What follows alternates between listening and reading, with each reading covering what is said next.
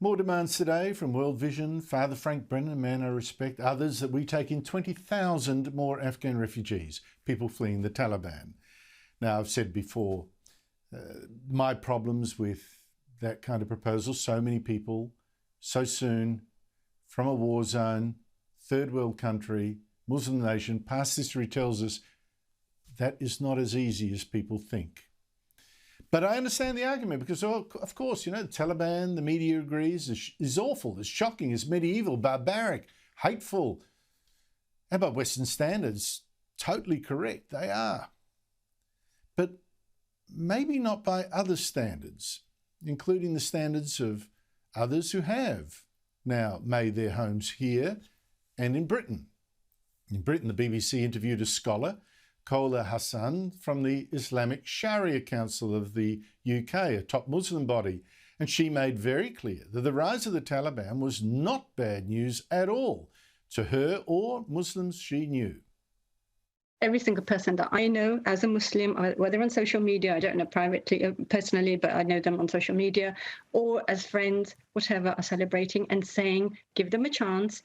They have been ruled by foreigners for 40 years. Let the people of Afghanistan rule their own country and determine their own fate for a change. Let's give them hope. Let's give them support.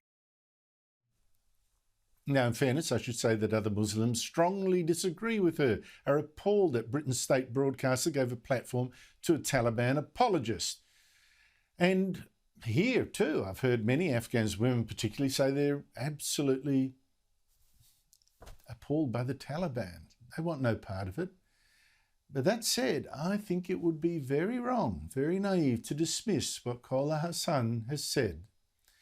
Joining me this time from Dublin is Brendan O'Neill, editor of the online magazine Spiked. Brendan, great to catch up with you. What is the significance, do you think, of a scholar from Britain's Sharia Council saying every Muslim she meets in Britain or reads on social media say they've been celebrating the return of the Taliban? I think it's very significant indeed. I mean, the first thing is the extraordinary double standards of the BBC and the woke left in the UK. These are the kind of people who are always saying we shouldn't give a platform to people who criticise climate change alarmism. We shouldn't give a platform to feminists who say that a man cannot become a woman. And yet here is the same BBC giving a platform to someone who is essentially a Taliban apologist. Imagine if the BBC gave a platform to someone who was an apologist for a white neo-Nazi movement in Europe, for example. That would cause a lot of shock, but this hasn't caused as much shock. I think it raises important questions about failures of integration, the fact that there are significant numbers of Muslims, as you said, not all of them by any stretch of the imagination, but there are significant numbers of Muslims in the UK who hold fairly extremist views on issues like homosexuality, women's rights, and so on. And if some of them are also apologists for the Taliban, that should worry us, and it should tell us something about our failure to integrate some communities into the national fabric. Well, on exactly that point, Brendan, I mean, here's someone who's clearly educated. She's seen the best that the West can offer her. And she's going on BBC, state-funded, and said, no, well, actually, our ways are best. And, you know, Taliban, all the people I know think the Taliban, great, ruling Afghanistan. Let's give them a break. If that is the case for her and her circle of people sitting there in London, I think she is, how should that affect the decision-making of officials when it comes to running immigration and refugee programs into countries like Britain, into countries like Australia? Well, we have to think quite carefully about this. I mean, I think we owe a duty to the Afghans who helped us during the conflict, you know, the interpreters, the people who assisted the British Army, Australian soldiers, the American Army, and so on. We owe those people a duty. Some of them, I know of one in particular, is currently in a dire situation, cannot get to the airport, cannot get out of the country, and is under extreme threat. This is really worrying. But at the same time, there are reports that the UK over the past week or so has allowed some people who are registered with our security services as people of concern to come from Afghanistan to the UK. So that's very worrying. If in the completely understandable and humanist rush to get our friends out of Afghanistan, we also bring people who hold incredibly questionable views, then we're going to make these kinds of problems worse. I think one issue when it comes to someone like Hassan and others in the West who hold these kinds of views, there's also the problem of moral relativism. There is so little willingness now to push back on these kinds of views and to stand up firmly and proudly for Western enlightenment, Western democracy, British traditions, British values, and the failure of our own society to do that. I think that inflames the people on the margins who are saying these kinds of things. Oh, and I would add to that the failure to be absolutely honest with ourselves about the past and problems with some communities means that we risk repeating the same mistakes again. I would say that we had a problem with the refugee program after the Lebanese civil war. We had a program with our problem with our programs helping refugees from Sudan and Somalia that is being felt now too. These are not insurmountable problems, and maybe there are checks and balances and all that kind of thing. But if you ignore what's happened in the past, you will repeat the problem for the future.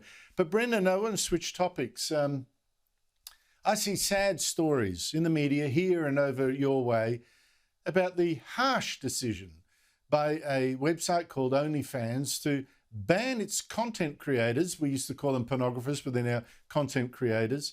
Not all of them are pornographers, but I should say, from showing themselves on this OnlyFans site having sex and then charging their fans for the view. Now, Sydney Morning Herald says Australian creators are disappointed, poor dears.